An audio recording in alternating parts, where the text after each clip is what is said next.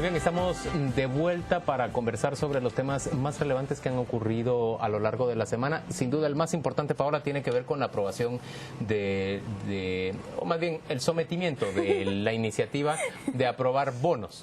Pero no es el único que se encuentra en el Congreso, Paola. No, y me da risa porque hablamos de aprobación, porque estamos dando por hecho que el miércoles, el día que se espera que sea conocida esa iniciativa, todos van a apachar el botoncito, como decía Juan Luis, que sí. Pero hay otra iniciativa que llegó al Congreso esta semana, fue presentada por el Ejecutivo, y está pidiéndole a los diputados que aprueben una moratoria de 2 años para la explotación minera. Eso significa que en 24 meses no se podrían aprobar licencias de explotación ni de exploración de metales en este país.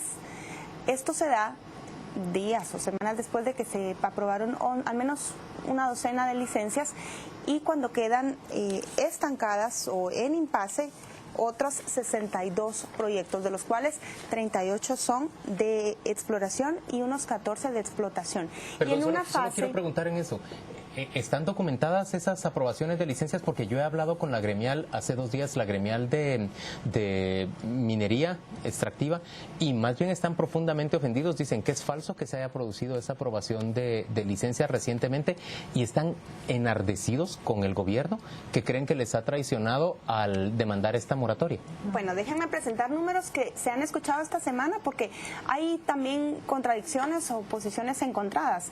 Se habla, por una parte, de que 300 solicitudes que no llegaron ni siquiera a primera fase van a quedarse allí en el letargo en esos 24 meses si se aprueba en el Congreso.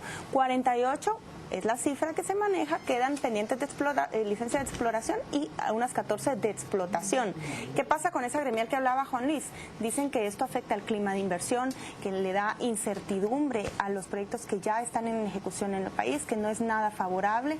Por otro lado, gente como Maco Cerezo, por ejemplo, ha dicho que esta moratoria llega tarde. La CONIC, que había presentado una petición también de una moratoria para discutir repago de regalías, dice que esto es una cortina de humo y que ellos lo propusieron primero y que le habían dado largas a ellos.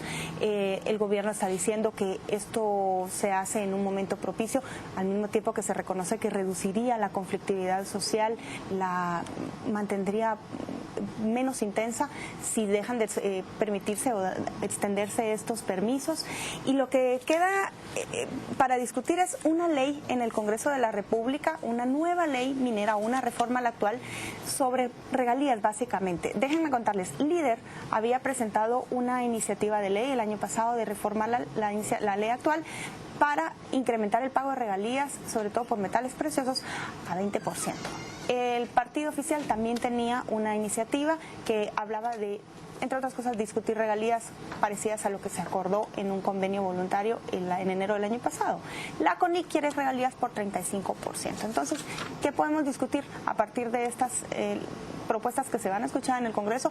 ¿Será que alcanzará a aprobarse esa reforma cuando termine cuando termine este gobierno? ¿Será que el gobierno ha pedido esa moratoria de 2 años precisamente para no tener que volver a hablar de regalías durante la gestión de Otto Pérez Molina? ¿Qué piensan ustedes? Mira, yo creo que esto es una jugada estratégica interesante. Lo que no cabe en ningún país que quiera atraer inversiones es a mitad de camino romper la regla del juego. Las empresas que empezaron con unas normas, si tú se las cambias, lo que estás diciendo es nunca más vengan a traer ni en esto ni en otro, porque el gobierno va a decidir cuándo hacerlo, y eso reduce las garantías y aumenta los costos. Y evidentemente esas empresas que ahora tú le vas a pedir 35% de regalías, te dice, oiga, me lleva 5 años esperando y esos son mis costos. ¿Sabe por qué no le doy 35? Porque usted me eleva los costos. Eso eleva los costos, y es lo que parecen no entender.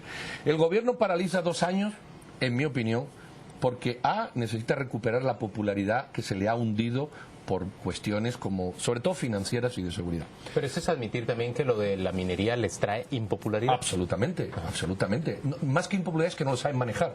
Y no lo saben manejar por una razón, porque no tienen las ideas claras. Yo creo que impopularidad que se deriva de todos los conflictos que han estallado frente a nuestros ojos a raíz. Absolutamente. Pero no han sabido decir, mire, esta es la ley y la ley se cumple. Si la ley está mal, estamos de acuerdo, se discute en el Congreso y se cambia la ley. Si las regalías tienen que ser 35 o 50, se discute. Pero eso de parar porque hay grupos que paran a toda costa y no pretenden negociar, y la Iglesia Católica es enormemente culpable de estos temas, eso es lo que no puede hacer, porque esto es abocar al país al desastre del desarrollo por imprevisión. Si hay que cambiar una norma, cámbienla. Presenten el estudio, digan por qué tiene que ser 35, hablen de los márgenes y apruébese el 35.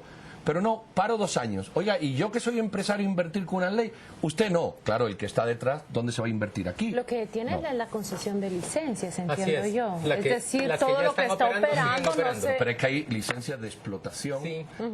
de exploración que todavía no son explotación. Que iban a hacer explotación. A eso me refiero. O sí. gente que ha invertido en estudios previos de un dinero, que son como 300, que están ahí. O sea, no todas se le aplica esto, pero sí hay una para la previsibilidad en las inversiones tiene que existir. El gobierno, esto es una jugada estratégica, otra de las que hace por no tener las ideas claras. A mí me parece razonable que el gobierno trate de evitar los conflictos que le acarrea la minería y procure una moratoria en busca, solo eso lo hace razonable, si está en busca real de una solución o de la construcción de un método que le ayude a reducir esa conflictividad. Eso es por lo menos lo que uno esperaría desde este lado, a menos que el gobierno saliera a decir, no, fíjense que hemos decidido o hemos observado y hemos analizado que este país no es un país apto para la minería y no debería optar por ese ramo, pero en todo caso tendrían que acompañar esa decisión con un discurso y con una sustentación concreta para que todos podamos decir, muy bien, uno de los motores de la economía nacional no va a ser la minería. ¿Por qué 2 años? Pero también tiene razón, nos vamos a Pedro, en los 2 es cerrar años, su gobierno, ¿no? Nos vamos a elecciones. Es cerrar su gobierno. Y reducir un foco o apagar un foco de conflicto que ha tenido ahí desde el principio. Es que los conflictos que genera son altísimos. Apenas hoy en los periódicos se registra la muerte de otro activista más en medio de todos estos conflictos. Y no contamos con una investigación global, digo, sí se pueden desatar investigaciones locales sobre qué ha sucedido con las víctimas, que para mí, digamos, la conclusión de un conflicto con víctimas mortales te revela, digamos, cuán grave es. No contamos con una investigación global que nos diga todas esas víctimas de homicidio que hemos visto alrededor de todos esos focos, cuántas corresponden verdaderamente a este conflicto. Fuera de todo, lo que provoca es un grave daño a la imagen del gobierno, como dice Pedro. Pero ha apagado el conflicto mientras él está acá y se lo está heredando a su sucesor. Pero déjame engarzar ese tema que discutimos con uno nuevo y que tiene que ver con esa supuesta mala imagen que le genera al país y al gobierno. Bueno, un señor como Carlos Slim vino, ¿qué día fue? ¿El miércoles o el jueves? Vino a Guatemala, ya lo ven ustedes descender ahí del avión privado que lo trajo, va junto a Julio Ligorría y supongo que el otro es un alto ejecutivo de sus empresas. El señor Slim fue directamente a la Casa Presidencial, en donde miren con cuánto gusto es recibido por el presidente de la República y prácticamente por la plana mayor del gabinete. La vicepresidenta es que hasta lo tomó de los 2 brazos. Mira que está muy entusiasmada. Uno puede ver qué es lo que la gente admira más en este tipo de gestos, ¿verdad? Y de plano que el señor Slim pues lo admiran muchísimo. La cosa es que el señor Slim viene presuntamente interesado en invertir en petróleo y en gas en Guatemala, en reservas estratégicas guatemaltecas.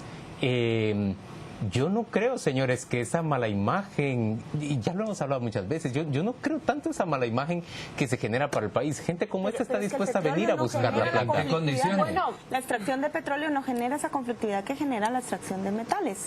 El petróleo paga más regalías sin tanto problema y está en lugares menos poblados. Está políticamente bien administrado por quienes administran los municipios en donde se encuentra. Y básicamente eso tiene que ver con Manuel Valdizón y el partido líder, que crearon ese fondo que promueve que buena parte de lo que se paga por petróleo vaya directamente a los municipios, y entonces ellos tienen sus alcaldes ahí y ellos promueven que esta gente aplauda la llegada del petróleo. Ahora sería interesante conocer un poco más de cuáles son los intereses de él en este país y se limitan concretamente a petróleo y a gas. El portafolio de inversiones de él es tan amplio. Recuerden ustedes que las declaraciones oficiales citan educación como uno de sus intereses, pero no se nos ha explicado concretamente qué le interesa en educación.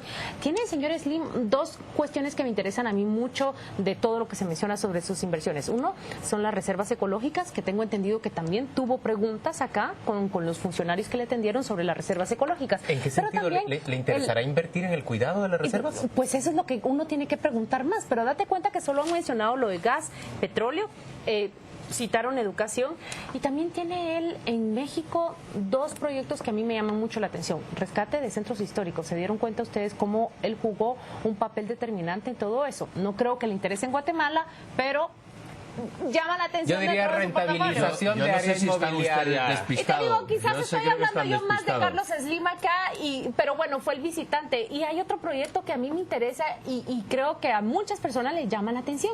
Este hombre, a pesar de la conflictividad, de la violencia que vive la ciudad de Juárez, fue y visitó Juárez con intereses particulares de inversión y está invirtiendo en Juárez. Es decir, la conflictividad pasa a un segundo plano cuando los intereses económicos son primordiales. En México y para él, que vive de los monopolios.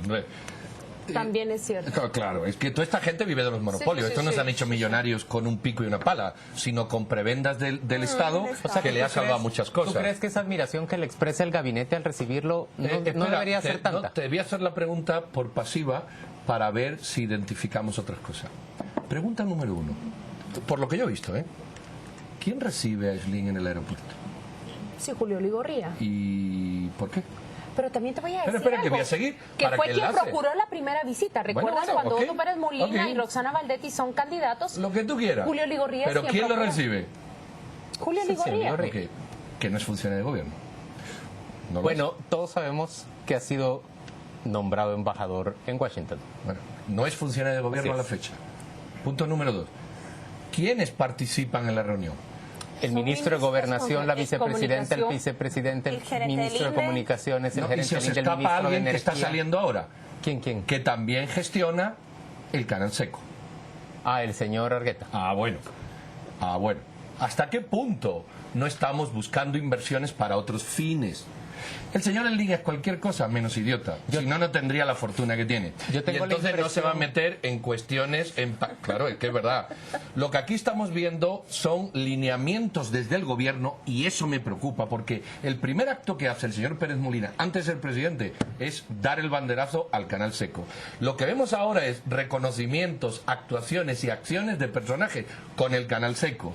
Aquí hay toda una maniobra por el Canal Seco. Yo tengo la impresión de que el señor Slim ha dicho ya claramente que no le interesa invertir en el Canal Seco. Y no solo es, sino grandes inversores y tengo la impresión... A lo mejor invierte en otra cosa, le quitas impuestos, te da dinero y tú invierte en el Canal Seco. Tengo la impresión de que él mismo ha intentado desarrollar un Canal Seco en el istmo de Tehuantepec sin éxito por la altura de la sierra que tiene que atravesarse desde el Golfo de México hacia el Pacífico. Pero interesante todas las suspicacias que despierta un visitante, un solo visitante. Hombre, no, un solo visitante, no, un visitante muy particular que como otros visitantes vienen a pedir prebendas. Por cierto, que tienen en sus respectivos países. También se reunió en la Casa Presidencial con un grupo importante de empresarios guatemaltecos y les mostró su portafolio de acciones de responsabilidad social empresarial.